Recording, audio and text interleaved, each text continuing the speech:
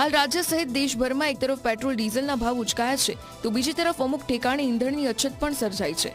तेवा समये दाहोदमां ST बसमांथी diesel चोरी करती पिता पुत्रनी टोळकीए झड़पी लेवामां आवी छे। आ टोळकी दाहोदथी बिलवणी नाइट होल्ड करती एसटी बसमांथी डीजलनी चोरी करती हती।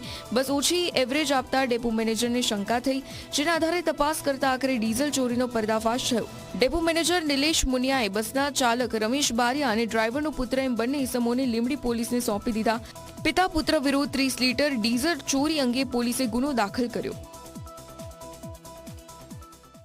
दाहोद डेपोनी बिलोनी नाइट बस में डीजल चोरी की शंका जता अमे नाइट में वॉच गोठवेल एमां एक बाइक चालक टिफिन अने केरबो लईने आवेला अने डीजल चोरी करता 30 लीटर डीजल साथे रंगे हाथे झड़पी पाड़ेल अने લીંબડી પોલીસ સ્ટેશનમાં તેઓને રજૂ કરેલ।